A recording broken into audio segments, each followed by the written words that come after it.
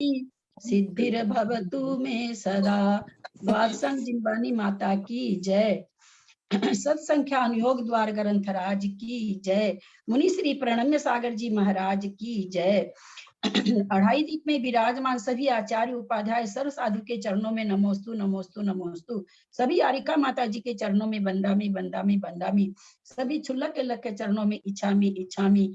सभी प्रतिमाधारी के चरणों में ग्रुप में विराजमान अंजना जी का सबको सादर वंदना वंदना वंदना। बड़ों को सभी का सादर चरण स्पर्श, सभी से सादर जय जिनेन्द्र। हम लोग अनुयोग द्वार नामक ग्रंथ पढ़ रहे हैं जो तत्वार्थ सूत्र के 8वें सूत्र सत्संख्या क्षेत्र स्पर्शन, उस पर धवला पुस्तक 4 से मुनि श्री प्रणम्य सागर जी ने विवेचना की है। 8 परूपना को पढ़ते हुए हम लोग सत्य संख्या क्षेत्र स्पर्शन 4 परूपना पढ़ चुके हैं। 5वीं परूपना काल परूपना हम लोगों की चल रही है। काल परूपना में हम लोग ओघ से पढ़ चुके हैं। आदेश से परूपना चल रही है। आदेश मतलब मार्गणा में जीवों को खोजना कि किस मार्ग किस गति वाला जीव किस किस गुण स्थान में कितने दिन पाया जाता है, इस तरह का, अथवा कितनी कितनी इंद्रियों का जीव किस किस गुण स्थान में कितने कितने समय तक पाए जाते हैं। यानी उनके पाए जाने का समय जघन्य से कितना, कोई अगर किसी गुण स्थान को प्राप्त कर लिया तो वह एक जीव कितने समय तक उस गुण स्थान में रहेगा, अथवा उसका ज्यादा से ज्यादा परिणाम बना रहा तो कितने समय तक रहेगा। इसे कहते हैं जघन्य और उत्कृष्ट काल निकालना, समय निकालना। एक गुण स्थान का समय निकालना कि गुण स्थान में नाना जीव कब तक, यानी वो गुण स्थान कब तक खाली नहीं होगा, क्या हमेशा भरा रहेगा। इस तरह से नाना जीवों की अपेक्षा परूपना की जाती है। Page number 132। उत्कर्ष नैक 63 सागर प्रमाणी। एक जीव की अपेक्षा किसका चल रहा है? देवगति। देवगति चालू हो गया था ना, नहीं हुआ था क्या? मनुष्य गति हो गया था दीदी। देवगति देव का ही उत्कृष्ट काल बता रहे ना। हाँ 94/3 लिया, यही होगा ना? 93.9। हाँ हाँ, शुरू 94/1 से ले लेते हैं। देवगतो देवेषु मिथ्या दृष्टि नाना जीवापेक्षा सर्वकाल। 93.9 क्यों नहीं लोगे? वो पहले इसको ले लो। हाँ बाबूजी, हाँ 93.9 ये नहीं लिए हम लोग। 93/9 इसको नहीं पढ़े ना। अच्छा, इसको नहीं लिया क्या? ठीक है बाबूजी, लेते हैं। 93/9 पेज नंबर 132। उत्कर्षेण त्रीणि पल्योपमानि साति रेखानि। उत्कृष्ट से असंयत सम्यक दृष्टि जीव का काल कुछ अधिक 3 पल्य प्रमाण है। कोई सब मनुष्य जो पूर्व कोटि आयु वाला है, मिथ्या दृष्टि है, उसके आयु का त्रिभाग शेष रहने पर मनुष्य आयु का बंध कर लिया, पश्चात सम्यक दर्शन को प्राप्त कर लिया, यहाँ से सम्यक का काल प्रारंभ हो गया। इस प्रकार पूर्व कोटि के त्रिभाग में बचे काल तक सम्यक दर्शन के साथ रहा। इसी बीच उसने क्षायिक सम्यक दर्शन ग्रहण कर लिया, अथवा आयु के अंत में कृत कृत वेदक सम्यक दृष्टि होकर मरा और 3 पल्ले वाले मनुष्यों में उत्पन्न हुआ। काल पूर्ण कर देवगति को प्राप्त हुआ। इस प्रकार कुछ कम पूर्व कोटि के त्रिभाग से ऊपर का काल, अधिक 3 पल्ले उत्कृष्ट काल आता है। क्योंकि ये कहाँ किसका घटाना था? मनुष्य गति है वो। मनुष्य गति का उत्कृष्ट काल चौथे गुण स्थान का, मनुष्य गति का चौथे गुण स्थान का काल नहीं। गुण स्थान का तो हम लोग पीछे पढ़ के आ चुके हैं कि असंयत गुण स्थान का उत्कृष्ट काल कितना है, ये हम लोगों ने पीछे पढ़ा था। यहाँ पर मनुष्य असंयत गुण स्थान में कितने काल तक पाया जा सकता है, तो एक जीव की अपेक्षा तो उन्होंने बताया पूर्व कोटि की आयु वाला मनुष्य था। त्रिभागी के पहले अगर कोई पहली त्रिभागी में बंद कर ले तो, चूंकि पहली त्रिभागी में क्यों बंद कराया जा रहा? उत्कृष्ट काल निकालना है। जघन्य काल निकालना होता तो पूर्व कोटि खत्म होने पर अंतर्मुक्त शेष रहने पर करवाते, लेकिन यहाँ तो उत्कृष्ट काल निकालना है। त्रिभागी के पहले बंद होता नहीं है, इसलिए त्रिभागी भी कराना जरूरी है। यहाँ जो त्रिभागी में बंद हो रहा है, ये कहाँ हो रहा है? कर्म भूमि है कि भोग भूमि? कर्म भूमि हो रहा है। तो अभी कर्म भूमि में जहाँ कर्म बैठा वहाँ हो रहा है। भोग भूमि में त्रिभागी में बंध होता है कि नहीं होता है? नहीं होता ना। भोग भूमि में 9 महीना शेष रहने पर आयु का बंध होता है। इसलिए वहां ये घटेगा ही नहीं। कर्म भूमि भोग भूमि के जो भी जीव हैं, चाहे त्रियंच हो और चाहे मनुष्य हो, सबके 9 महीना शेष रहने पर, जैसे देवों के लिए कहा जाता है 6 महीना शेष रहने पर, और भोग भूमि के लिए कहा जाता है 9 महीना शेष रहने पर। कर्म भूमि का जो जीव है वही अपनी त्रिभागी में आयु का बंद कर सकता है। तो पूर्व कोटि की आयु में जन्मा था, त्रिभागी जैसे पड़ी, बंद कर लिया, मनुष्य आयु का ही बंद कर लिया उसने। अब मनुष्य आयु का बंद कर लिया तो कहीं भी जन्म ले सकता है, कहीं भी, लेकिन उत्कृष्ट आयु निकालनी है तो उत्कृष्ट आयु के लिए 3 पल्य में भेजना पड़ेगा। तो 3 पल्य में भेजने के लिए छायिक सम्यक दर्शन प्राप्त कराए, अथवा वो कृत्य वेदक पना प्राप्त कर लिया तो भी 3 पल्य आयु में जाएगा। फिर वहां से वो मरण करके देव में चला जाता है, पर्याय चेंज हो जाती है। तो कितना हुआ, पूर्व कोटि का कुछ कम पूर्व कोटि के त्रिभाग से ऊपर का काल अधिक 3 पल्य, यानी त्रिभाग और 3 पल्य। इतना दिन तक कोई भी मनुष्य असंयत गुण स्थान में पाया जा सकता है। छायोपशमिक से क्यों नहीं भेज रहे? मनुष्य आयु का उसने, हम लोग अभी पढ़ेंगे कर्मकांड चिन्ह आने ही वाला है। मनुष्य आयु का उत्कृष्ट मनुष्य आयु का बंध कौन करता है? विशुद्ध परिणाम वाला, लेकिन आया है कि मिथ्यात्व में करता है। ऐसा क्यों आया मिथ्यात्व में करता है? सम्यक दृष्टि को क्यों नहीं करा रहे हैं उत्कृष्ट आयु का बंध, या आयु का बंध क्यों नहीं करा रहे हैं? मनुष्य आयु का बंध उत्कृष्ट बंध करा रहे हैं, मिथ्या दृष्टि को करा रहे हैं, ऐसा क्यों? सम्यक दृष्टि तो मनुष्य का आयु बंधेगा नहीं ना, वहां पर मनुष्य पर तो होगा नहीं, स्पिरिट में होगा नहीं, क्योंकि चौथे गुण स्थान में आयु बंध ही नहीं सकती है। जब शुरू बाबूजी कर्मकांड में पढ़ा था मैंने कि मनुष्य आयु का उत्कृष्ट बंध विशुद्ध परिणामी मिथ्या दृष्टि जीव करता है, तो बहुत ताजुब लगा था कि बाप रे, 3 पल्य की आयु मिथ्या दृष्टि कर रहा है। उस समय ये नहीं समझ में आ रहा था बाबूजी कि चौथे गुण स्थान में तो कर ही नहीं सकता है ना, वो उसको तो मिथ्यात्व के साथ ही करना पड़ेगा। बहुत माथा खपा था बाबूजी, नहीं समझ में आता था कि ऐसा कैसे है। तो चूंकि वो कर ही नहीं सकता है, चौथे सम्यक दृष्टि कर ही नहीं सकता। अब दूसरा ये प्रश्न है, उसको छाई क्यों करा रहे हैं? छाई उपसम्यक करा दें, छाई कराने की क्या जरूरत आ गई? कृत्य वेदक करा दिए, छाई करा दिए, छाई उपसम्यक करा के भेज दें।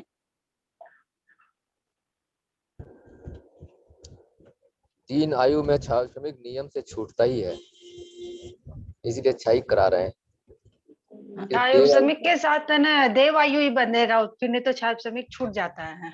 मेरी बात सुनो, आयु बंध चुकी है, आयु बंद नहीं कर रहा है, यहाँ पर आयु बंध चुकी है। आयु बंधने के बाद वो मनुष्य में जा रहा है तो छाई करके भेज रहे हैं, छायोपशमिक करा के भेज दें। काल निकालना है ना हम लोगों को। तो हाँ, तो मनुष्य देव छायोपशमिक के साथ तो देव आयु में ही जाएगा ना आंटी। छायोपशमिक सम्यक दर्शन हम लोग आप लोग को बताए थे कि मनुष्य है, नरक में जा रहा है, त्रियंच में जा रहा है, मनुष्य में जा रहा है, नियम से छूटता है, तभी जा पाएगा। अपर्याप्त अवस्था में उसको नहीं रह सकता है, देव में जाएगा तभी रहेगा। जैसे त्रियंच है, त्रियंच में जाएगा, मनुष्य में जाएगा, नरक में जाएगा, छूट जाएगा, देव में जाएगा, रहेगा। उसी तरह मनुष्य अगर त्रियंच में आ रहा है, मनुष्य अगर असंयत सम्यक दृष्टि है, अगर त्रियंच में आ रहा है तो छूट जाएगा उसका, मनुष्य में आ रहा है तो वो छायोपशमिक के साथ भी आ सकता है। छायिक तो खैर, छायिक का तो बात करना ही नहीं अपने को, छायिक तो छूटता ही नहीं है। उसी तरह से नारकी है, नारकी भी अगर त्रियंच में आएगा, पाईदे मान लीजिए त्रियंच आयु बांध लिया, उसके बाद उसने छायोपशमिक किया तो नियम से उसके छूट जाएगा।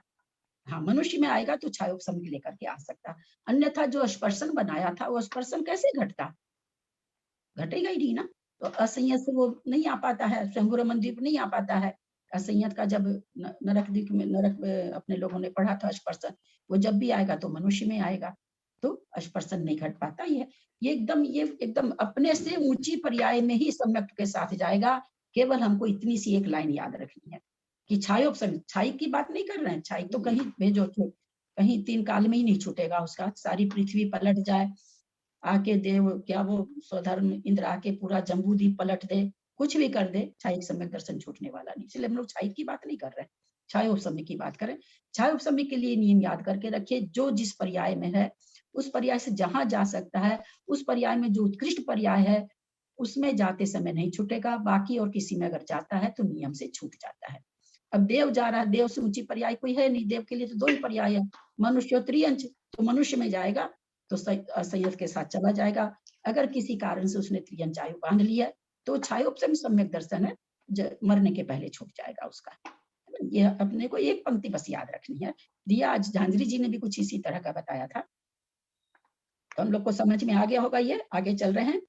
शेषा नाम सामान्य उक्त काल, शेष अर्थात संयता संयत से लेकर अयोग केवली तक के मनुष्यों का जघन और उत्कृष्ट ओघ के समान है। जैसे हम लोग पीछे समझ लिए थे, 5वें गुण स्थान का उत्कृष्ट काल कितना होगा, याद है किसी को?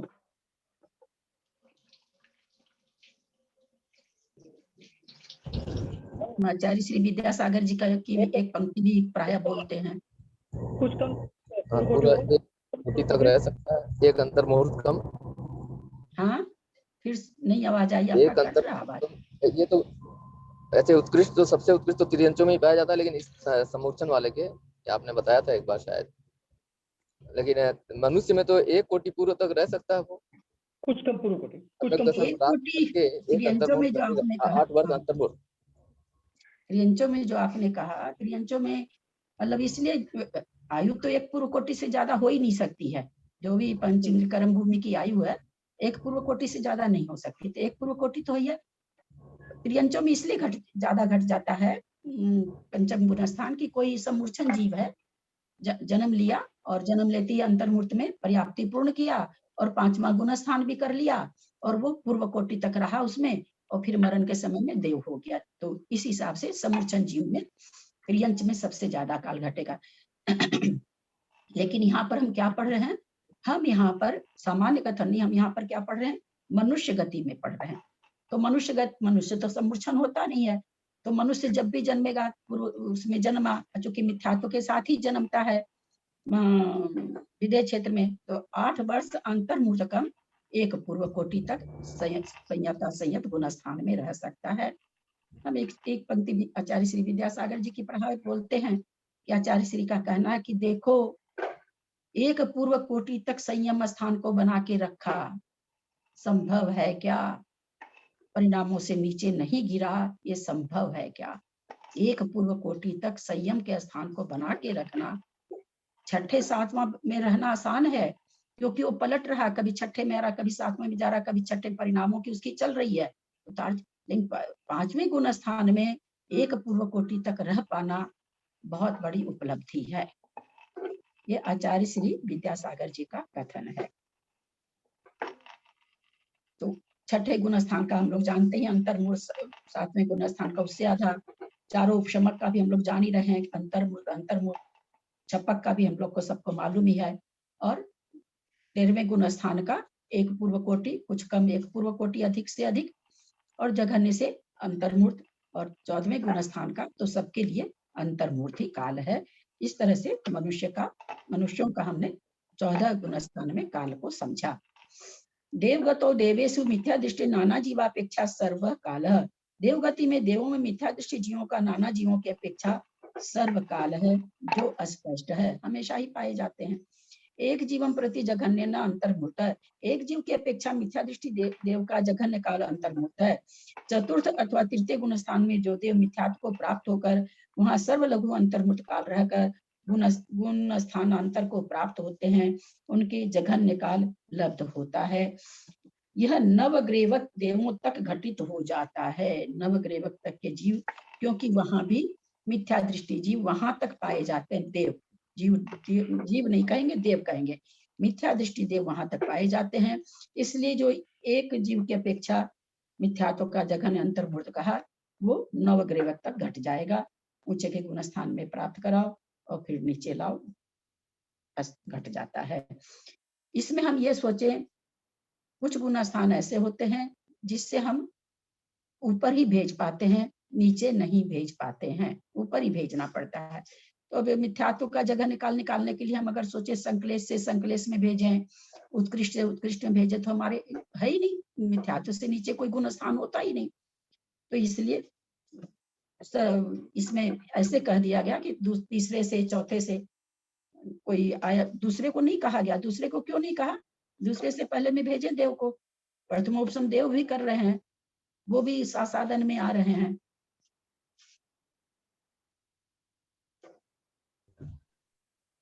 उसमें काल बढ़ जाएगा, आपने बताया था ना परसों, सर्व जघन्य नहीं आ पाएगा। हाँ, क्यों नहीं आ पाएगा? साधन ये तीसरे चौथे गुण स्थान से मिथ्यात्व भेज के सर्व जघन्य काल रख करके, सर्व जघन्य अंतर्मुख रह करके, लघु अंतर्मुख रह करके फिर वापस भेज रहे हैं, तो जघन्य काल आ रहा मिथ्यात्व का। तो भेजते समय ये तीसरे और चौथे से भेज रहे हैं। पांचवा गुण स्थान वहां होता नहीं, 4 ही गुण स्थान होते हैं देवों में, दूसरे से क्यों नहीं भेज रहे हैं जबकि वहां दूसरा गुण स्थान पाया जाता है? नहीं, वहां से तो दूसरा गुण स्थान में एक तो इतना काल नहीं है ना, अंतर्मुख काल नहीं है। नहीं, तो काल दूसरे अनंतानुबंधी के कारण संक्लेश परिणाम ज्यादा है, वहां पर ज्यादा संक्लेश परिणाम ज्यादा है, आपने बताया था।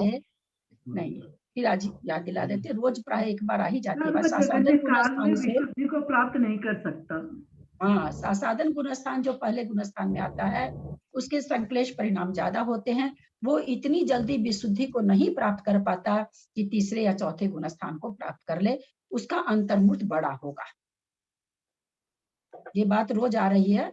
साथ जहां भी नीचे भेज रहे हैं और फिर ऊपर चढ़ा रहे हैं, वहां दूसरे गुण स्थान से नहीं भेज रहे हैं। तो सबसे शुरू में ही मुनिश्री ने बता दिया कि नहीं भेजने का कारण यह है कि साधन गुण स्थान से, चूंकि अनंतानुबंधी का उदय आ चुका, उसको चौथे और तीसरे से जो पहले गुण स्थान में जाता है उसके पहले मिथ्यात्व उदय में आता है, एक आवली के बाद में अनंतानुबंधी का उदय आता है। लेकिन जो दूसरे गुण स्थान से जा रहा है, ये तो चारों कसाई परिणाम, कसाई, एक मिनट, कसाईक परिणाम उसके तो पहले ही हो गए, तो उसके तो परिणाम अत्यंत संक्लेश हो गए, तो इसलिए उसके जल्दी से परिणामों की विशुद्धि सर्व जघन्य लघु अंतर्मुख काल में नहीं आ पाता है। बोलिए, आप क्या बोल रहे थे? ये तो चारों गति के जीवों के लिए हो जाएगा सात गुण स्थान। हाँ, तो चारों गति में आ रहा ना, आपने चारों बताया गति में आ रहा है, आ ही रहा है, शुरू से तो आ ही रहा है चारों गति में। ओघ में भी आ गया था, ओघ की साधारण पररूपना में भी आ गया था, फिर उसके बाद वो लिखते जा रहे हैं कि ये तो मतलब बताया जा चुका है, ओघ के समान बताया जा चुका है, बार बार यही वो कहते आ रहे हैं। तो इसलिए हम लोग ध्यान रखें कि भाई मिथ्यात्व गुण स्थान में साधन से भेजने पर लघु अंतर्मुख काल में उसको परिणामों की विशुद्धि नहीं होती है, अतः वो ऊपर की गुण स्थानों को प्राप्त नहीं कर पाता है। इसलिए जब भी मिथ्यात्व गुण स्थान का सर्व जघन्य अंतर्मुख निकालना होगा तो तीसरे और चौथे से ही भेजना होगा। जहाँ पांचवा बनता है मनुष्य में, वहां पांचवा से भी आ जाएगा, छठा से भी आ जाएगा, परंतु हम लोग देवगति पढ़ रहे हैं, देवगति में पांचवा छठा होता नहीं है। आगे चले।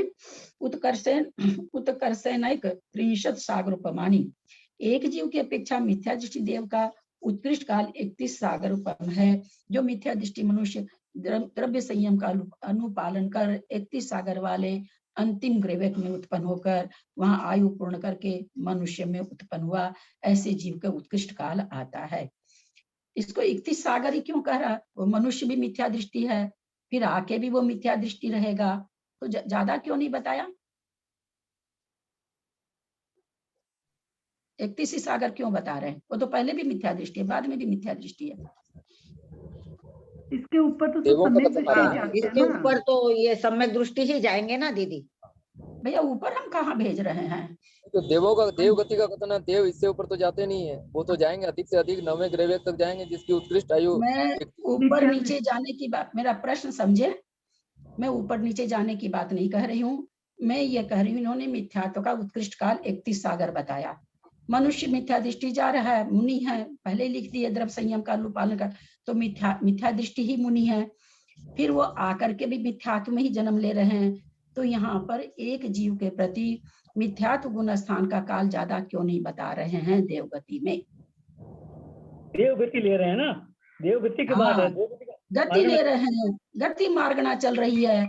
देव पहले जो है तब भी मनुष्य है, वहां से मरकर च्युत होके आ रहे हैं, तब भी मनुष्य बन जा रहे हैं, गति बदल जा रही है ना यहाँ गति। इसीलिए हम इस प्रश्न को दोहराए, हमको हमेशा मार्गना पर ध्यान रखना पड़ेगा, मार्गना में कौन सी मार्गना चल रही है ये हमको ध्यान रखना पड़ेगा। इसका उत्तर यह है चूंकि वो तो मनुष्य हो गया, मनुष्य गति है, बाद में भी मनुष्य गति हो जाएगी, और हम पढ़ क्या रहे, गति मार्गना में देव गति पढ़ रहे हैं, तो उसका देव की पर्याय, चूंकि हम देवों के बारे में पढ़ रहे हैं कि कोई देव अगर मिथ्यात्व में रह सकता है तो कितने दिन रह सकता है, हम देव के बारे में जान रहे हैं।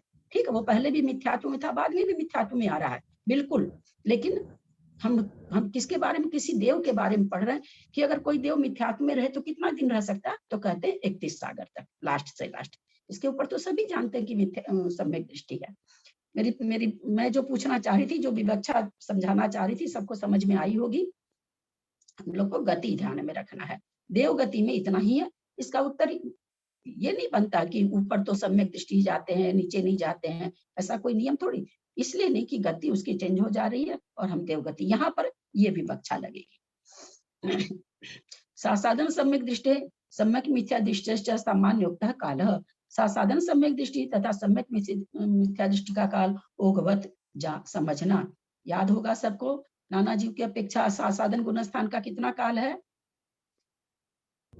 नाना जीवों की अपेक्षा पल्ले का संख्यात्मक भाग आपने बताया था, ऐसा याद आ रहा है कुछ।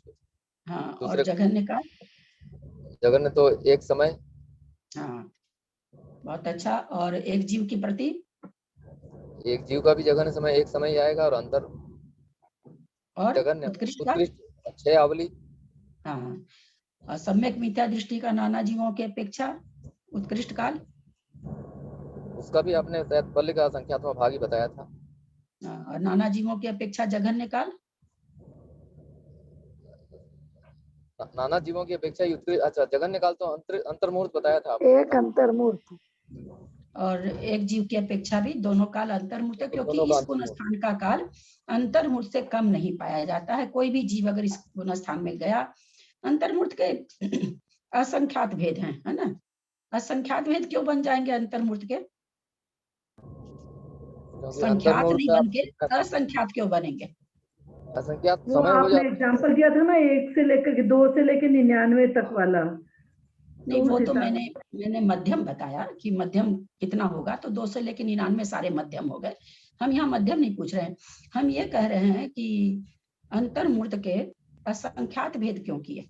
क्योंकि आंटी है ना, अंतर्मुहूर्त एक समय एक आवली से शुरू हो करके एक समय कम 48 मिनट तक रहता है, तो इसमें 48 मिनट के खाली 2 समय छोड़ के उतने समय तक रहते हैं। हाँ, तो रहने दो ना, उससे क्या फर्क पड़ता है? तो उसमें बीच में जितने भेद आए सब भेद हो गए ना, जो भेद हो गए। हाँ, असंख्यात, क्योंकि एक आवली के हमें तो भैया लॉजिक चाहिए। हाँ, तो सबको अंतर्मुहूर्त ही बोलेंगे और दोनों में विवक्षा लगाएंगे कि किसका अंतर्मुहूर्त कम है और किसका ज्यादा है, तो उस हिसाब से विवक्षा लगाएंगे। तो मैं ये नहीं पूछ रही हूँ, मेरा ये कहना है कि अंतर्मुहूर्त को अगर कोई समझे, कि कोई पूछे आपसे कि भैया अंतर्मुहूर्त में असंख्यात भेद कैसे बनते, हमें थोड़ा समझाओ। 1 से 100 में आप कितना भेद बताएंगे? 98, है ना। किसी कोई पूछे आपको कि 1 से 100 के अंदर, तो आप कह देंगे फट से कि भाई 98 और है। वैसे ही मैं ये पूछ रही हूँ कि अंतर्मुहूर्त के असंख्यात भेद कैसे बन रहे हैं? दीदी इसको ऐसे लेंगे क्या दीदी? आवली होती है। हाँ, अंतर्मुहूर्त में असंख्यात आवली होती है। नहीं भाई साहब, तो समय कितनी आवली होती है अंतर्मुहूर्त में, कौन बताएंगे? संख्या नहीं याद है तो अलग बात है, ऐसे ही बोलिए। वो जो 22 करके आप एक पूरा बताए थे, 160। सुनिए ना, मैं आपसे संख्या नहीं पूछ रही, क्योंकि खुद मेरे को भी नहीं याद रहती है। संख्यात होती है कि असंख्यात होती है आवली? संख्यात हो गई ना। जब हम किसी संख्या को गिन सकते हैं तो संख्यात हो गई ना। हाँ, तो संख्यात हमेशा याद रखिए। एक मुहूर्त में, अंतर्मुहूर्त और थोड़ा छोटा हो गया, एक मुहूर्त में संख्यात ही आवली होती है, तो अंतर्मुहूर्त में संख्यात भेद बताना चाहिए ना, असंख्यात भेद क्यों बता रहे हैं? तो समय तो असंख्यात हो जाएंगे। असंख्यात जीवों एक आवली में असंख्यात समय है, बिल्कुल एक आवली। हाँ, अब आप लोग थोड़ा म्यूट कर लें। एक आवली में असंख्यात समय है और आवली संख्यात है। अब एक आवली में असंख्यात समय है, तो हम 1-1 मिनट को यहाँ पर समय मान लेते हैं, तो 8:01 पर एक भेद हो गया, 8:02 पर एक भेद हो गया, और वो जो घंटा का बीच का पीरियड है वो असंख्यात है, तो असंख्यात भेद हो गए। तो इसलिए इसको अंतर्मुहूर्त के असंख्यात भेद समय के कारण हो जाता है। कोई 8:01 समय पर आ रहा, कोई 8:02 समय पर आ रहा। अब एक आवली में असंख्यात समय है, तो एक आवली, कम से कम एक आवली तो है ही है ना। अंतर्मुहूर्त हम 48 मिनट नहीं लेते हैं, हम एक आवली मानते हैं। एक आवली के बाद शुरू हो जाता है। एक आवली एक समय कहने का मतलब एक समय से शुरू हो गई। वो एक आवली एक समय के बाद अंतर्मुहूर्त नहीं शुरू होता, आवली से ही शुरू होता है। अब कोई एक आवली तक किसी गुण स्थान में है, इसका मतलब वो असंख्यात समय तक है वहां पर, है ना। तो आवली एक आवली से अंतर्मुहूर्त शुरू हो गया, तो पहली आवली तो असंख्यात भेद है। हम कहे कि बहुत सारे जीव प्रवेश किए और एक आवली सब रहे, एक मतलब एक आवली और मतलब एक आवली के बाद एक आवली और दो आवली में ही सारे जीव निकल गए। सब दो आवली के बीच नहीं, वो असंख्यात जीव उसमें हो जाएंगे, असंख्यात बार निकलने वाले, क्योंकि समय कितना है, असंख्यात। एक एक समय का भेद लेने से उसके असंख्यात भेद हो जाते हैं। ऐसा नहीं कि हम 48 मिनट लेंगे तभी असंख्यात भेद होंगे, दो ही आवली में असंख्यात भेद हो जाएंगे।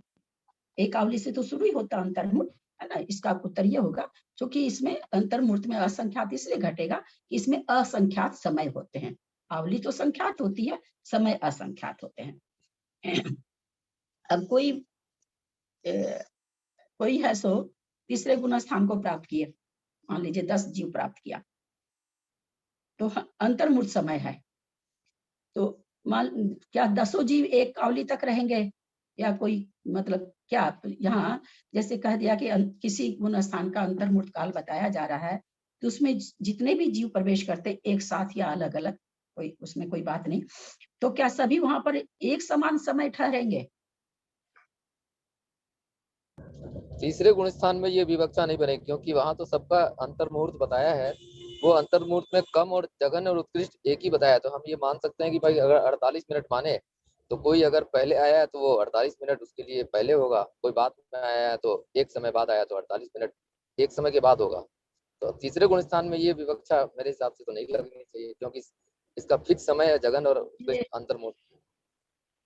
नहीं, मेरा प्रश्न वो नहीं है, मैं ये कहना चाह रही हूँ कि कुछ जीव तीसरे गुण स्थान में प्रवेश किए और जघन्य अंतर्मुहूर्त ठहर रहे हैं, तो क्या सभी एक जैसा ही ठहरेंगे अथवा जघन्य से ज्यादा ठहर रहे हो, तो क्या सब एक समय में प्रवेश का समय एक ही होगा। नहीं एक समय नहीं होगा निकलने के लिए समय सबके परिणामों में कम से कम कोई जीव रहेगा। हाँ बाबूजी, कम से कम कोई कितना भी कम रहेगा तो एक आवली रहेगा, फिर कोई एक आवली एक समय में निकलेगा, कोई एक आवली कोई एक आवली में भी निकल जाएंगे 10 जीव, कोई इसमें। लेकिन परिणामों की हम यहाँ ये समझाना चाह रहे हैं कि परिणाम सबके एक जैसे नहीं हो सकते। कोई अपने को मिश्र गुण स्थान में एक आवली तक ही रख पाता है, विचलित हो जाता है, मिथ्यात्व का उदय आ जाता है, चला जाता है। कोई पूरा 48 मिनट तक अपने को उसमें रख लेता है, क्योंकि अंतर्मुहूर्त 48 मिनट भी है। तो यहाँ पर मैं ये समझाना चाह रही हूँ इसमें कि यहाँ परिणामों पर है, सबके परिणाम एक साथ खत्म होंगे, एक साथ सुधरेंगे। अगर ऐसा रहता तो वहां लिखा जाता इस गुण स्थान का 1 घंटा समय है नियम से, तब घटता कि जो भी उसमें घुस अंतर्मुहूर्त करके सारा अंतर्मुहूर्त का पेट इतना बड़ा है ना, जितना बड़ा हमको लगता है हिंद महासागर भी नहीं है, इतना बड़ा पेट है।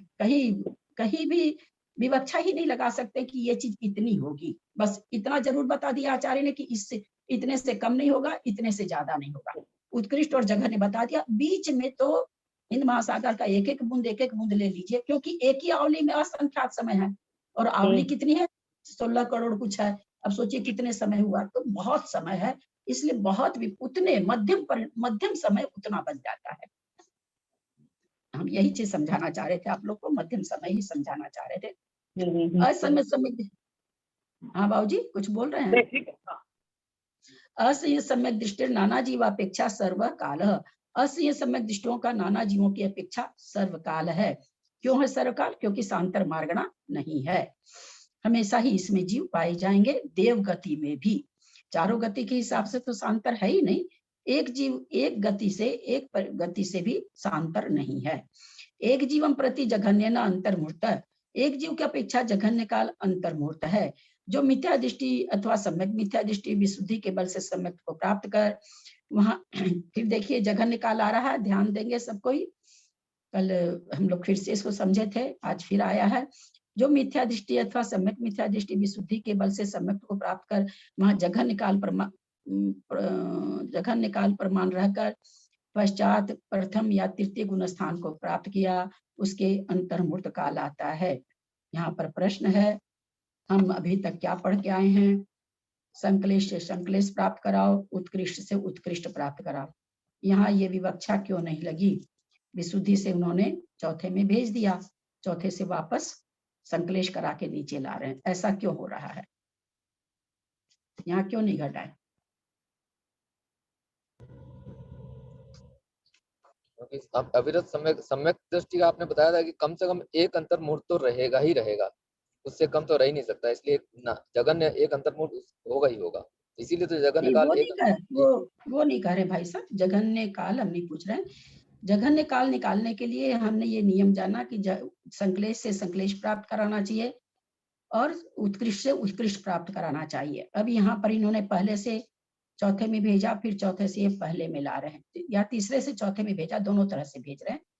फिर वापस उसको तो एक बार तो उन्होंने विशुद्धि प्राप्त कराई, दोबारा उन्होंने संक्लेशता को प्राप्त करा दी और जघन्य काल बता रहे हैं। ऐसा क्यों हो रहा है? बहुत आसान उत्तर है। म्यूट है। रहने का काल जघन्य है, सम्यक में रहने का काल जघन्य हुआ, उसके बाद में वो आ रहा ना, यही बात कर रहे हैं ना? हाँ, नहीं, हम यहाँ पूछ रहे हैं जघन्य काल लाने के लिए संक्लेश से संक्लेश को प्राप्त कर, विशुद्धि से प्राप्त करा रहे हैं, तो और विशुद्धि प्राप्त कराना था, फिर वापस संक्लेश प्राप्त करा दिए जघन्य के लिए। ऐसा यहाँ क्यों हो रहा है? यहाँ मैं यहाँ पूछ रही हूँ।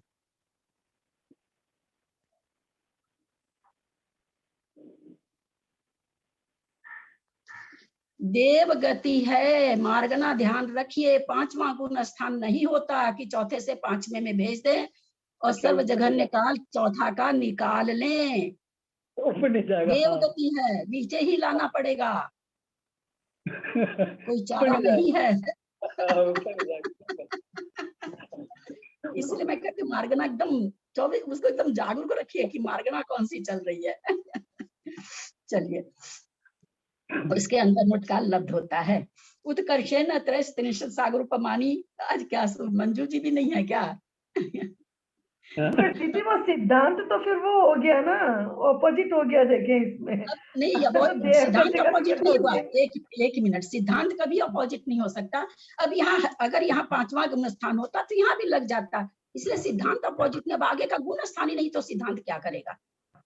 सिद्धांत जहां लगेगा। अब कोई कह दे कि भाई जो जीव होता है चेतना वाला ही होता है, तो एक इंद्रिय भी संगी होना चाहिए, उसको भी इतना उपयोग विवेक होना चाहिए, क्योंकि जीव तो ज्ञान वाला होता है। तो ऐसा नहीं होता ना। अब जहाँ होनी चाहिए संज्ञा वहीं होगी, जहाँ होना चाहिए संगी, पांच इंद्रिय के बाद ही संगी होगा तो पांच इंद्रिय के बाद ही होगा। तो उसी तरह से वो सिद्धांत अपनी जगह एकदम सही है। अब यहाँ गुण स्थान ही नहीं है।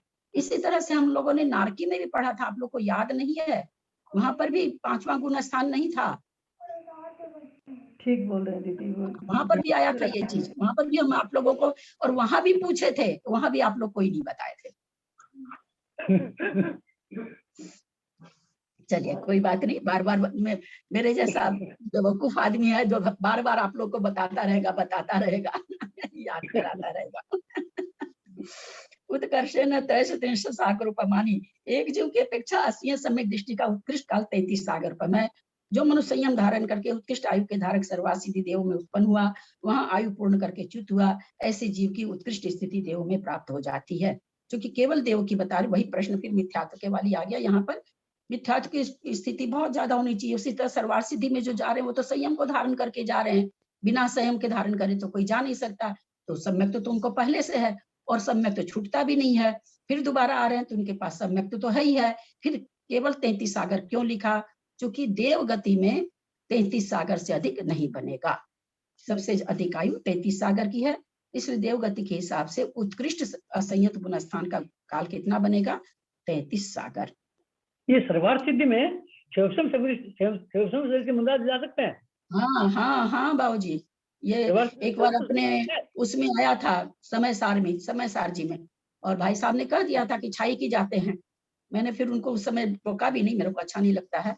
बिल्कुल जा सकते हैं भाजी, क्या बाधा है? जवाब दीजिए। अब हम लोग लौकिक से बात करेंगे ना तो हमको अपने लोग को वीरसेनाचार्य को बार बार नहीं ढूंढना पड़ेगा। छाई उपसमी सम्यक दृष्टि है, 33 सागर वाले में चला गया, वापस आया, वापस मनुष्य बन करके मोक्ष चला जाए। 66 सागर रह सकता है ना वो। और उसमें क्या वर्णन है कि 66 सागर रहने के बाद अंतर्मूर्त काल तक मिश्र बनेगा, पुनः 66 सागर के अंतर्मूर्त पहले अगर छायिक सम्यक दर्शन प्राप्त नहीं करता तो नियम को मिथ्यात्व को प्राप्त होगा। तो देव में गया, यहाँ आकर के छायिक सम्यक दर्शन, तो क्यों एक भवातारी है, वो आया और छायिक करके और मोक्ष चला गया, क्या बाधा आती है इसमें बोलिए? कहीं कोई बाधा नहीं आ रही है ना इसलिए मन पर ये जाने की छायोपसम। हाँ बाबूजी, मेरा जवाब यही था, छायिक सम्यक दृष्टि जाते हैं, इसलिए पूछा था। कोई बाधा ही नहीं आ रही नहीं बाबूजी, कोई बाधा नहीं आ रही, जरूरत क्या है छायिक कोई भेजने की, कोई जरूरत नहीं है बिल्कुल। बस वहां से आके एक भवातारी है छायिक, हाँ बाद में वो छायिक करेगा। जो मतलब वो जो आएगा मनुष्य गति में, तो विग्रह गति में उसका संयुक्त रहेगा कि छूट जाएगा फिर? अभी बताया ना यार कि देव से अगर कोई मनुष्य में आ रहा है तो छायोपसमिक नहीं छूटेगा। अभी तो बताया बेटा कि ये लिख के रख लो, स्वर्ण अक्षर में लिख लो। ठीक है, हाँ ठीक है। अभी तो बताया ना कि असंयतपना नहीं छूटता है। छायिक का तो हम लोग चर्चा ही नहीं करेंगे ना, अभी तो ये चर्चा है ना कि छायोपसमिक भी देव से मनुष्य में नहीं छूटेगा, देव से त्रियंच में छूट जाएगा। बाकी क्योंकि उसके पास 2 ही आयु है, उसमें से जो उत्कृष्ट है। मनुष्य के पास 4 आयु है, तो उसमें से उत्कृष्ट उसकी देव है। त्रियंच आयु के पास 4 आयु है, तो उसके पास उत्कृष्ट देव है। लेकिन नारकी के पास 2 ही है, उसमें उत्कृष्ट मनुष्य है। मनुष्य में जाएगा नहीं छूटेगा, त्रियंच में जाएगा छूट जाएगा। अभी ये सिद्धांत बताया ना मैंने कि केवल एक पंक्ति तुम लोग याद कर लो, तो ये इस तरह की शंकाएं होगी। तो छायोपसमिक है, आया जन्म लिया, अंतिम भाव है छायिक, केवली के पादबुल में छायिक सम्यक दर्शन प्राप्त करके मोक्ष चला जाएगा, तो कोई भी बाधा नहीं। तो 66 सागर काल फिर किस काम का? इसलिए कहीं भी रह सकता है, ऐसा कुछ नहीं दीदी है। प्रणाम दीदी, तीर्थंकर भी आ सकते हैं ना दीदी छायोपसमिक सम्यक्त्व लेके सर्वार सिद्धि से? तीर्थंकर तो सर्वार सिद्धि से ऐसा पढ़ने में नहीं आया है, सबका छायिक ही आया है। छायोपसमिक वाले तो नरक से ही पढ़ने में आया है। अभी तक ऐसे कोई उदाहरण मिला नहीं है कि जिसमें कहा जा सके। अच्छा जी जी। लेकिन छायोपसमिक सम्यक दृष्टि के तीर्थंकर प्रकृति का बंध हो सकता है। हाँ ये बात बताई थी आपने, हाँ यही याद आ गई। ठीक दीदी, बिल्कुल बराबर। अब तीर्थंकर प्रकृति का किसने बंद कर लिया? किसी जीव ने। चौथे गुण स्थान में, छठे सातवें में गया, उत्कृष्ट देवायु बांध लिया, बांध करके वो सर्वार सिद्धि चला गया। सर्वार सिद्धि से आकर के स्वयं अपने ही पहले श्रुत के जैसे श्री कृष्ण जाके स्वयं श्रुत केवली होंगे अपने ही पादमूल में। क्योंकि तीर्थंकर का इसलिए बाधा पड़ जाती है, तीर्थंकर किसी और के पादमूल में नहीं कर सकते, तो स्वयं ही पहले श्रुत केवली बनेंगे, फिर अपने ही पादमूल में छायिक सम्यक दर्शन प्राप्त करके मोक्ष को जा सकते हैं। इसमें ऐसी कोई बाधा नहीं लग रही है, लेकिन होगा ही ऐसा मैं नहीं कह पाती क्योंकि अभी, लेकिन इसमें कोई बाधा नहीं बैठ रही है। बिल्कुल हो सकता है श्रुत केवली बन के अपने पादमूल में छायिक सम्यक दर्शन प्राप्त करके मोक्ष जा सकते हैं। श्री कृष्ण के लिए पढ़ने में आ रहा है, तो लगता है कि ऐसी बाधा नहीं होनी चाहिए। यही बात बताई थी दीदी आपने, यही बात बताई थी। अब इंद्रिय मार्गना में चल रहे हैं, गति मार्गना हो गई है। इंद्रियानुवादेन एक इंद्रियानाम नाना जीवापेक्षा सर्वकाल। इंद्रिय मार्गना के अनुवाद से एक इंद्रिय जीवों का नाना जीवों की अपेक्षा सर्वकाल है, हमेशा ही पाए जाएंगे एक इंद्रिय जीव। तो एक जीवम प्रति जघन्य क्षुद्र भव ग्रहणम, एक जीव की अपेक्षा इन्हीं जीवों का जघन्य काल क्षुद्र भव ग्रहण प्रमाण है। ध्यातव्य, एक उच्छ्वास में जो 18 जन्म मरण होते हैं, उनमें से एक जन्म मरण की क्षुद्र भव संज्ञा है। ऐसे क्षुद्र भव अर्थात जन्म मरण एक इंद्रियों में अधिक से अधिक 66,132 होते हैं तथा 2, 3, 4 पंचेंद्रिय जीवों की इनकी संख्या लगातार अधिक से अधिक 80, 60, 40 और 24 होती है। इस प्रकार ये सब क्षुद्र भाव मिलाकर 66,132 plus 80 plus 60 plus 40 plus 24 is equal to 66,336 होते हैं। इतने क्षुद्र भाव अंतर्मूर्त काल में संपन्न हो जाते हैं। हम लोग ये चीज जानते हैं बढ़िया से, क्योंकि एक मूर्त अर्थात 3,773 उच्छ्वास में कुल क्षुद्र भाव 66,336, इसलिए एक उच्छ्वास में कुल क्षुद्र भाव 66,336/3,773, तो 17.58 18 के लगभग। जो बोला जाता है हमेशा कि एक श्वास में 8-10 बार जन्म्यो मर्यो सहो दुख भार, कि एक श्वास में कितना बार, वही चीज यहाँ निकाल के बताए हैं कि एक श्वास में 18 बार जन्म मरण हो सकता है। उसकी गणित यहाँ पर लगा के बताई गई है। क्योंकि 66,336 क्षुद्र भाव अंतर्मूर्त काल में होते हैं और यह 3,773 उच्छ्वासों का गणना 1 मुहूर्त की है, इसलिए काल कुछ कम और होने से पूर्ण 18 उच्छ्वास की संख्या लगभग आती है। जब कोई जीव एक इंद्रिय होकर सर्वजघन एक इंद्रिय जीव की आयु के काल को प्रमाण रहकर 2 इंद्रिय में उत्पन्न होता है तो एक इंद्रिय जीव का काल लब्ध होता है। यानी एक श्वास का 18वां भाग जघन्य कितना हुआ, एक इंद्रिय का जघन्य काल कितना हुआ, बोला एक श्वास का 18वां भाग, फिर उसकी गति बदल जाएगी, 2 इंद्रिय में चला जाएगा। तो कहते हैं यहाँ पर एक जीव की अपेक्षा इन्हीं जीवों का जघन्य काल क्षुद्र भवघरण है, किसका, एक इंद्रिय से 2 इंद्रिय में जाने पर। अब क्या कह रहे हैं, ये क्षुद्र भवग्रहण का मतलब निगोद नहीं हुआ क्या? निगोद और क्षुद्र भवग्रहण अलग हो गया क्या? क्षुद्र भव का मतलब हो गया छोटा भाव। हम लोग के भी जो लब्ध पर्याप्तक मनुष्य जन्म रहे उनका भी तो क्षुद्र भाव है, वो भी तो एक श्वास में 18 बार ही मर रहे हैं। एक इंद्रिय का मतलब एक इंद्रिय ले लें, वहां पर क्या करेंगे? वहां क्या निगोद अलग अलग विवक्षा में अलग अलग नाम दे दिया जाता है। क्षुद्र भाव वही है, एक श्वास में 18 बार जो मर रहे हैं। तो हमारे लब्ध पर्याप्तक मनुष्य है, लब्ध पर्याप्तक त्रियंच है, सब एक श्वास में 18 बार मर रहे हैं, तो सबका ही क्षुद्र भाव मतलब जिससे छोटा भाव नहीं।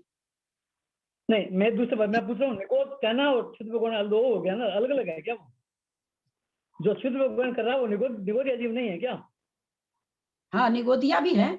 निगोदिया को क्षुद्र भाव करने की इसलिए जरूरत नहीं पड़ती। एक निगोद के शरीर में कितने जीव उत्पन्न होते रहते हैं, मरते रहते हैं, करते रहते हैं। तो वहां पर निगोद जो बताया गया वो इस कारण से उनका नाम निगोद हुआ। जाने के बाद अनंत, यहाँ पर क्या है कि जो मनुष्य का है या त्रियंच के जो शरीरों में जो होते हैं जीव, क्षुद्र भाव जो होता है, तो मरा और जिया ऐसा कुछ नहीं है कि वो किसी मतलब जैसे एक ही शरीर में सब उत्पन्न हो रहा है, ऐसा कुछ नहीं है। वहां पर निगोद राशि इसलिए बता दी गई कि वो बहुत बड़ी राशि एक ही उसमें होती रहती है, निगोद राशि में। दूसरी चीज, निगोद राशि कलकल भूमि में पाई जाती है, इसलिए उसका नाम निगोद राशि है। जो हम लोग के मनुष्य अथवा त्रियंच के शरीर में जो लब्ध पर्याप्तक होते हैं वो निगोदिया वहां नहीं पाए जाते, नीचे के कलकल भूमि में। 10 प्रयास तो मान लो अपने मनुष्य क्रिया के बाद हाँ, ये पंचेंद्रिय संगी है, वो एक इंद्रिय है, तो ये सब सारे अंतर हैं। तो जैसा जैसा क्षुद्र भाव सबका उतना ही होगा, चाहे वो निगोद हो चाहे हम लोग के लब्ध पर्याप्तक हो, सबका क्षुद्र भाव तो एक श्वास में 18 बार ही आता है। अच्छा। और निगोदिया जीव खाली इसमें इसलिए भी नहीं लिया, निगोदिया जीव की अंतर्मूर्त भी आयु होती है, सभी क्षुद्र भाव वाले नहीं होते हैं, अंतर्मूर्त भी आयु होती है उनकी। तो क्षुद्र भाव और निगोद अलग अलग चीज हो गई। हाँ, थोड़े सा विवेचन में बहुत अंतर है, कई पॉइंट से उन दोनों में अंतर भी किया जाता है। जब कोई जीव एक इंद्रिय होकर सर्वजघन एक इंद्रिय की जीव की आयु के काल प्रमाण रहकर 2 इंद्रिय आदि में उत्पन्न होता है तो एक इंद्रिय जीव का जघन्य काल लब्ध होता है। यानी सर्व जघन्य काल एक इंद्रिय का कितना आएगा, तो एक क्षुद्र भवग्रहण। उसके बाद वो हो सकता है 2 इंद्रिय में जन्म ले ले, 3 इंद्रिय में ले ले, किसी में भी ले ले। एक इंद्रिय मनुष्य भी बनता है, केवल अग्निकायिक और वायुकायिक को छोड़ करके मनुष्य भी बनता है, तो कुछ भी बन सकता है। तो सर्व जघन्य काल जो उसका रहा एक क्षुद्र भाव में जो 18 क्या कहते हैं 1/24 सेकेंड शायद कहते हैं ना, लगता है कि क्या, तो उतना उसका उस एक इंद्रिय का काल हुआ। उत्कर्षेनानंतः कालो असंख्य पुद्गल परिवर्ता। एक जीव की अपेक्षा ये संख्या, ये जरूर आप लोग को याद होगा, बहुत बार बताया जा चुका था। एक जीव की अपेक्षा उत्कृष्ट काल असंख्यात पुद्गल परिवर्तन प्रमाण है। यदि कोई जीव एक इंद्रिय में उत्पन्न होकर लगातार यही जन्म मरण करके रहे तो असंख्यात पुद्गल परावर्तन काल तक रह सकता है। इसके बाद वह नियम से 2 इंद्रिय मार्गना को प्राप्त होगा। यहाँ असंख्यात से आवली का असंख्यात भाग ग्रहण करना। कितने काल तक रह सकता, अर्ध पुद्गल परावर्तन कहते हैं कि केवल ज्ञान होने पर, सम्यक्त होने पर अर्ध पुद्गल परावर्तन संसार रहता है, और उसको भी कहा गया अनंत संसार, है ना, उसको भी अनंत संसार कहा गया क्योंकि केवल ज्ञान का विषय है, इसलिए केवल ज्ञान का विषय अनंत होता है, सर्वावधि का असंख्यात होता है। तो चूंकि अनंत काल उनके ज्ञान का विषय, इसलिए उस काल को भी अनंत कहा। अब वो क्या कर, असंख्यात पुद्गल, यहाँ पर अर्ध पुद्गल परावर्तन नहीं है, पूरा पुद्गल परावर्तन को असंख्यात से मल्टीप्लाई करिए, उतने समय तक वो कोई भी एक इंद्रिय पर्याय में रह सकता है, कोई भी जीव। और यहाँ तक इस एक इंद्रिय की जो यात्रा है, इसमें जाने के लिए किसी को भी मनाही नहीं है। पहले दूसरे स्वर्ग के देव, भवंतरिक देव भी जा सकते हैं, नहीं जी, अभी जाते हैं तो आपने कलकल भूमि का दिया। कलकल भूमि में तो निगोद ही रहते हैं और उसमें कुछ निगोद भव्य हैं, कुछ भव्य अभव्य संभव्य हैं। तो जो अभव्य संभव्य हैं वो तो एक इंद्रिय में जिंदगी भर रहेंगे, उनका असंख्यात कैसे काल निकलेगा? क्योंकि वो अगर आ जाएंगे हम लोग की व्यवहार राशि में। कलकल भूमि में 5 एक इंद्रिय जीव पाए जाते हैं। हाँ, तो यहाँ पे संख्यात पुद्गल, उनका तो अनंत पुद्गल परावर्तन, अनंत काल बोला जाएगा ना उनका, तो जो कलकल भूमि में रह जाते हैं कभी निकलेंगे ही नहीं। ये जो परावर्तन घटता है, पहले भी बताया हुआ, जो निगोद से निकलेगा उसी को ही घटेगा, जो निकलेगा ही नहीं उसको थोड़ी घटेगा, है ना? उसके तो घटेगा नहीं। चर्चा जो घूमने जाता उससे ना पूछा जाता भैया तुम कहाँ अमेरिका घूमे, मिस्र घूमे, वियतनाम घूमे, कहाँ घूम के आए? और जो अपने घर से कभी निकलता ही नहीं उसको आप आके पूछोगे क्या कि आप कहाँ घूम के आए? आप पूछोगे नहीं, क्योंकि आप जानते हो कहीं नहीं जाता। जो घूमता रहता है उसी को आप पूछते हो, अरे भैया कहाँ घूम लिए तुम दुनिया में? तो ये जो निगोदिया छोड़ करके त्रस पर्याय में आते हैं, परावर्तन उन्हीं जीवों का होता है, उन जीवों का परावर्तन होता ही नहीं है। अब ये देखिए, ये इतना बड़ा असंख्यात, हम लोग इसको समझे, आवली के असंख्यात में भाग को हम समझाना चाह रहे हैं। आवली को असंख्यात से भाग दे रहे हैं, और वह किसके बराबर है? असंख्यात पुद्गल परावर्तन के बराबर है। कैसे इसको बराबर करें? गजब है जैन धर्म। समय से प्रदेश की तुलना, प्रदेश से काल की तुलना, काल से द्रव्य की तुलना मतलब काल की तुलना काल से करनी चाहिए, काल की तुलना प्रदेश से कर देते हैं। कैसे, ये कैसे घटाएं, कैसे समझे इसको हम लोग? यहाँ कह रहे हैं, यहाँ असंख्यात से हम पहले समझा चुके हैं, इसलिए पूछ रहे हैं, नहीं तो नहीं पूछते। आवली का असंख्यात्मा भाग ग्रहण करना। आवली क्या है? समय की एक पर्याय है ना, समयवाचक है। उस समयवाचक का असंख्यात भाग करके ये क्या कह रहे हैं? पुद्गल परावर्तन कोरा पुद्गल है ना, यानी द्रव्य है। अब ये काल से द्रव्य की तुलना हो रही है, कैसे करें इसको, कैसे समझें? हमें तो नहीं समझ में आ रहा। वो है जो भी कर दीजिए, किसी चीज, पुद्गल परमाणु है, पुद्गल का ये है, और ये यहाँ पर कह रहे हैं आवली का असंख्यात्मा भाग, इसको कैसे समझें?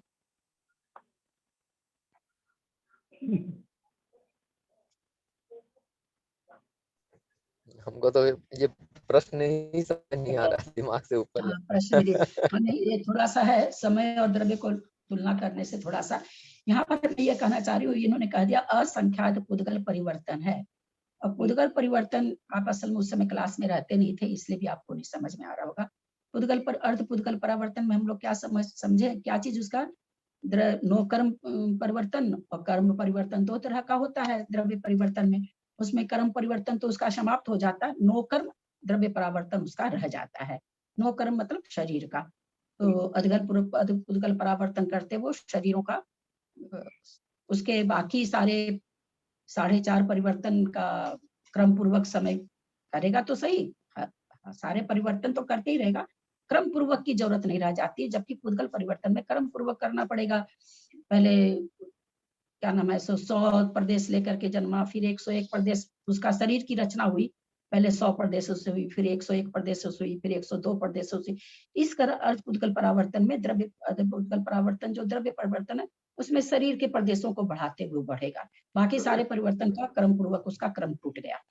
अब यहाँ पर हम वही कहना चाह रहे हैं कि पुद्गल परावर्तन में तो शरीर की रचना को बढ़ाते हुए होता है, तो द्रव्य है वो असंख्यात पुद्गल, मतलब एक पुद्गल परावर्तन सर्व जघन्य अवगाहना किसकी होती है? सर्व जघन्य अवगाहना किसकी होती है?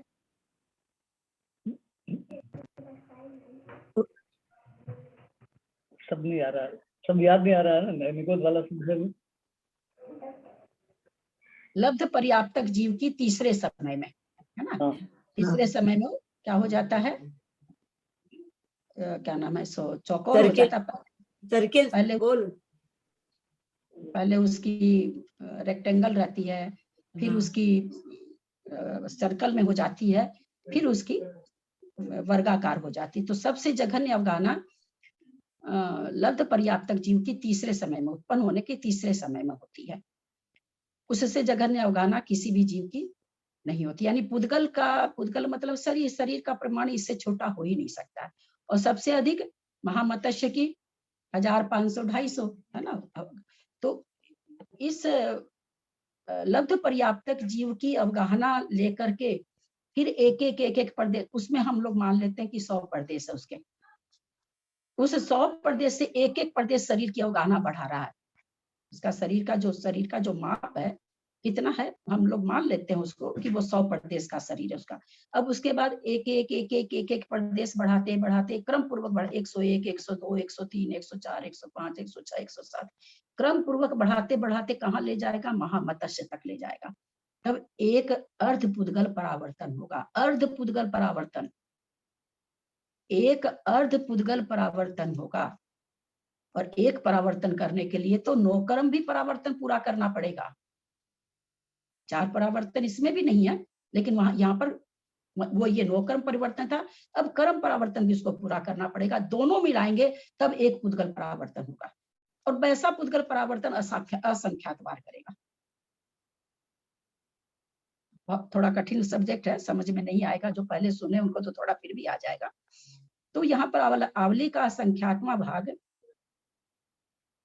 एक आवली को हमने असंख्यात से भाग दिया। एक आवली में असंख्यात समय है ना, असंख्यात से भाग दिया।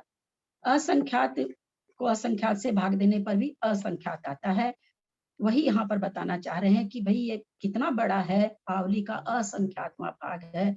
अब हम लोगों तो क्या है, लगता आवली तो बहुत छोटी, हम तो पकड़ ही नहीं पाते हैं आवली क्या है। पलक झपकाने में तो बोलते हैं कितनी आवली चली जाती है। अब देख, मैं यहाँ पर ये पकड़ाना चाह रही हूँ कि देखिए भगवान के केवल ज्ञान को देखिए, कैसे मतलब वो कैसे इस चीज को निकाले कि आवली का असंख्यातवां भाग इतना बड़ा है। मतलब वो समय, उसमें उस समय की तुलना, आवली समय का परिवाचक है, उसमें असंख्यात से भाग दिया, वो भागफल भी समय आया। वो समय काउंटिंग में कितना है, जितना पुद्गल परावर्तन में भव ग्रहण करने की सीमा है। तो समय से द्रव्य का तुलना कर दिया। यही जैनागम की यही विशेषता, और किसी धर्म में ये नहीं है, ये केवल जैनागम में विशेषता है। आकाश प्रदेशों की तुलना कर देना, समय से द्रव्य की तुलना कर देना, भाव की तुलना कर देना, ये केवल और केवल अपने जैनागम में है। इसी कारण थोड़ा सा कठिन लगता है। समय हो गया है। कोई भी प्रश्न है तो आप लोग कर सकते हैं, मेरे में जितनी क्षमता होगी।